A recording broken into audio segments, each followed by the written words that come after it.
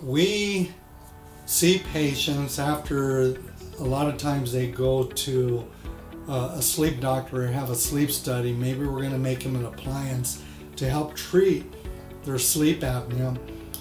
They come back and they say, hey, I had a sleep study.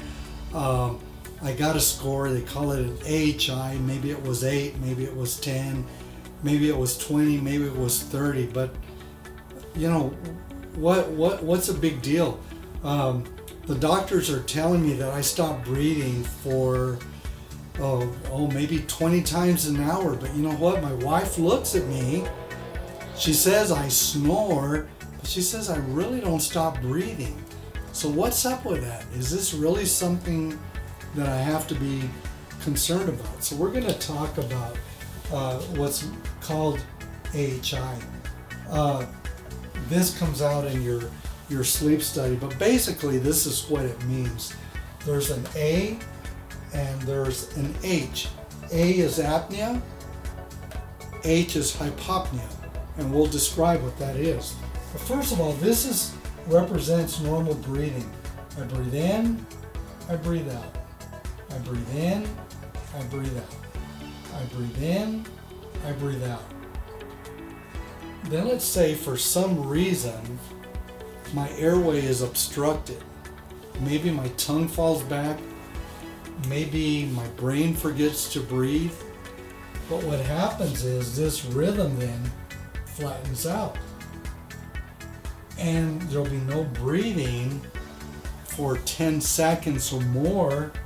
And all of a sudden I start again. I breathe in, I breathe out.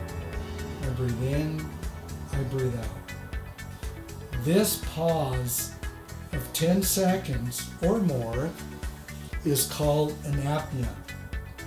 This is actually where I stop breathing. So there's also then a hypopnea where I breathe in, I breathe out, and now I breathe in, I breathe out. Maybe not quite as much. Maybe the volume of breathing is less. And then all of a sudden I start breathing normally again. Breathe in, breathe out. This one I breathe in and out, but this is shallow breathing. And between here and here, this then is known as a hypopnea. So, and it's defined, there's different definitions. It might be, this will happen for about 10 seconds, and to qualify as a hypopnea, this is going to be maybe about a 30% decrease in my breathing. But let's look at something that's very, very important, is actually my oxygen levels. My oxygen levels should maintain at a very consistent level, roughly in the high 90s, 90% or blood saturation, oxygen saturation or blood. But when we stop breathing, you start seeing the dips in the oxygen. That's a hypopnea. I'm sorry, an apnea. You come over here, and what you're going to see is a drop in the oxygen until again you recover.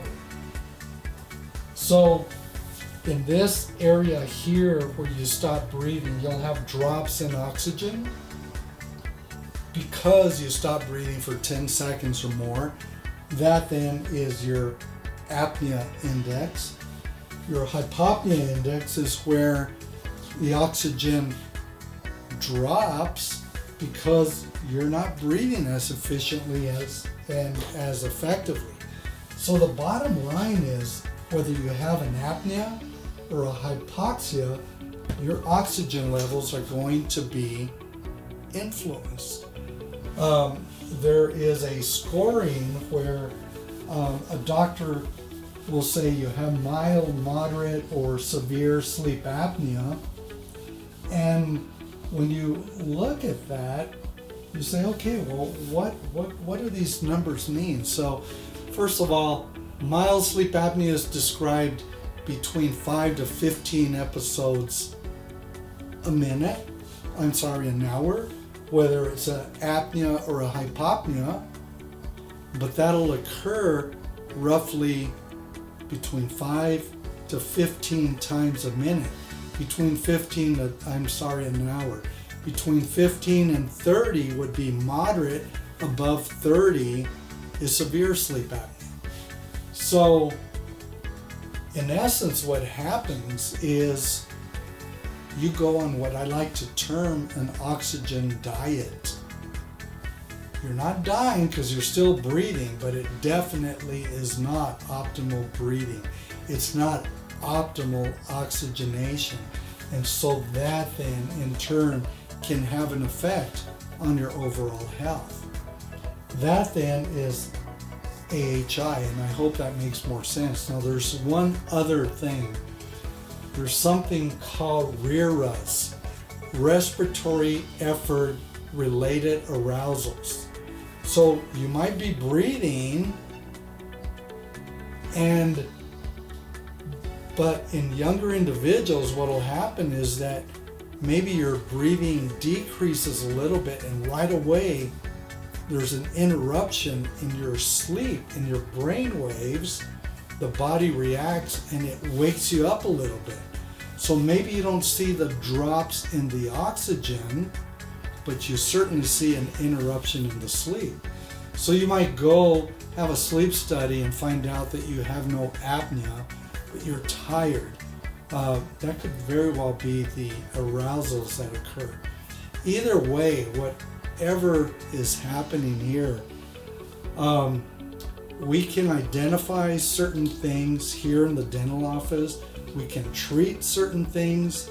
We work very closely with your physician to try to get your breathing to optimal. So I hope that this makes sense to you. I hope you have a better handle on what AHI is and how it might apply to your problem, if indeed you do have a problem. Give us a call. We'd be happy to explain and give you options that you might have. Again, like I said, we work very closely with your medical doctor, your physicians, to get you comfortable and get you sleeping better. You can visit our website, get information, or give us a call and get one-on-one info. We'd be happy to consult with you. Thank you.